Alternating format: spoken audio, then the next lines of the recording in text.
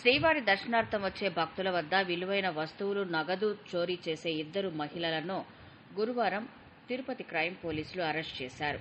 వారి వద్ద నుంచి 6 లక్షల విలువ చేసే 70 గ్రాముల బంగారు ఆభరణాలు, 3 సెల్ ఫోన్లను స్వాధీనం చేసుకున్నారు. వీరు భక్తుల్లా నటిస్తూ యాత్రికులతో కలిసి చోరీలకు పాల్పడేవారని అడిషనల్ ఎస్పీ నాగభూషణం తెలిపారు. వీరు తమిళనాడు రాష్ట్రం తిరుచి జిల్లా కులంకట్టు నాయకర్ ప్రాంతానికి చెందిన భగవతి శారద, ప్రియాగా పోలీసులు గుర్తించారు. ఈశ్వర్ వెనక్కి వచ్చి జూమ్ చేసుకో. ఈశ్వర్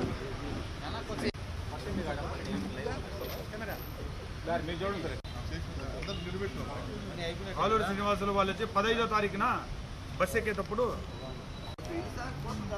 ఇంకో పోస్టల్ కాలనీ అతని పేరు ఆదిలక్ష్మి, వాళ్ళు కూడా ఇంకా బాగా పనిచేస్తారు. ధన్యవాదాలు చెప్పండి సార్. రివార్డ్ ఇద్దాం సార్. రివార్డ్ ఇస్తాం. గుంటూరుకు చెందిన లేడీది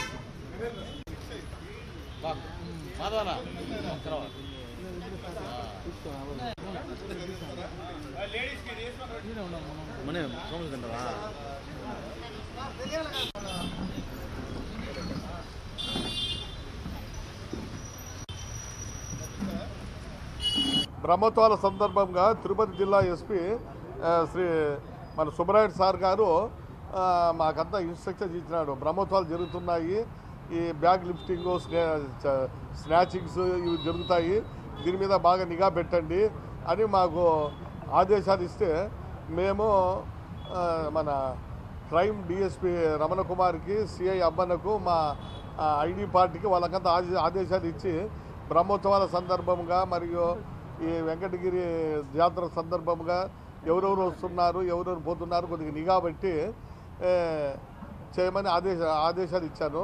మా ఐడి పార్టీ వాళ్ళు ఈరోజు తెల్లవారుజామున 5:30 గంటలకు మన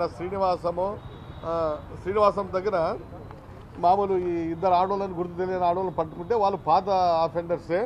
వాళ్ళ పేర్లు వచ్చేసి భాగవతి శారద, 2 ఆర్ ప్రియా. వీళ్ళు వచ్చేసి రామనాథపురం జిల్లా, రామనాథపురము తిరుచి జిల్లా, తమిళనాడు. వీళ్ళ కులం వచ్చేసి కట్టు నాయకర్. వీళ్ళకి వచ్చేసి మన తిరుమలలోన కూడా కేసులు ఉన్నాయి, ఇంతకుముందు పాత కేసులు కూడా ఉన్నాయి. ఇప్పుడు తిరుమల కేసులు 2, మన తిరుపతి క్రైమ్ కేసు 1.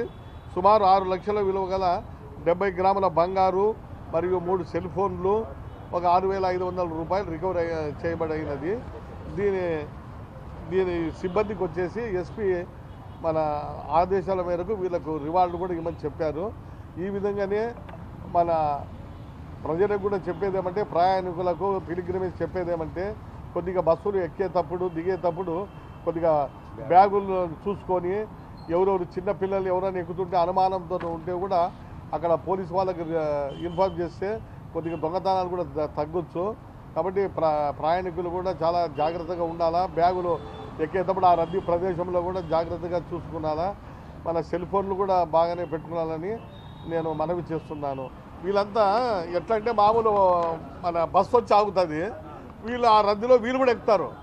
ఎక్కి మళ్ళీ మెల్లగా జిప్పు తీసేస్తారు, మెల్లగా దాంట్లో పర్స్ ఎత్తేస్తారు. లేడీస్ వ్యానిటీ బ్యాగ్ పెట్టుకుంటారు కదా, వెనక మామూలు బ్యాగులు పెట్టుకుని పోతుంటారు కదా, ఆ బ్యాగులు తీసి చిన్న బ్యాగులు డబ్బులు తీసుకొని మళ్ళీ వెంటనే మళ్ళీ దిగేస్తారు. ఇట్లా వీళ్ళు సుమారు ఒక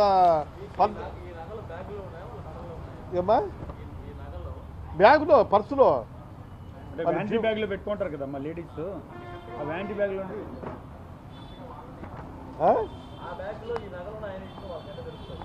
తెలుస్తారు. ఆడోళ్ళు మామూలు బ్యాగ్లోనే పెట్టుకుంటారు, ఆడోళ్ళు బ్యాగ్లోనే పెట్టుకుంటారు. వీళ్ళు ఎట్లా అంటే మామూలు రష్లో ఎక్కేస్తారు. రష్లో ఎక్కించినప్పుడు మనం అంతా తొందర పోవాలనే ఆ ధ్యాస మీద మనం ఉంటాము. వీళ్ళు మెల్లగా జిప్పు తెరిచేది ఆ బ్యాగులోనే, చిన్న వ్యానిటీ బ్యాగ్లోనే, దీనిలోనే ఉంటుంది. ఈ మగవాళ్ళదైతే సెల్ ఫోన్ కూడా మెల్లగా అట్లా జోబులో తెచ్చేస్తారు, మళ్ళీ దిగేస్తారు. ఈ విధంగా సుమారు వాళ్ళు దండి చేశారు. నాకు తెలిసి 7 సంవత్సరాల నుంచి వాళ్ళు చేస్తున్నారు. తిరుమలలో కూడా 2 చేశారు. మన దగ్గర ఇది చేసేటప్పుడు దొరికినారు. లోకల్ ఇంకా అంతే బస్ స్టాండ్లు మన ఇవి ఉన్నాయి కదా.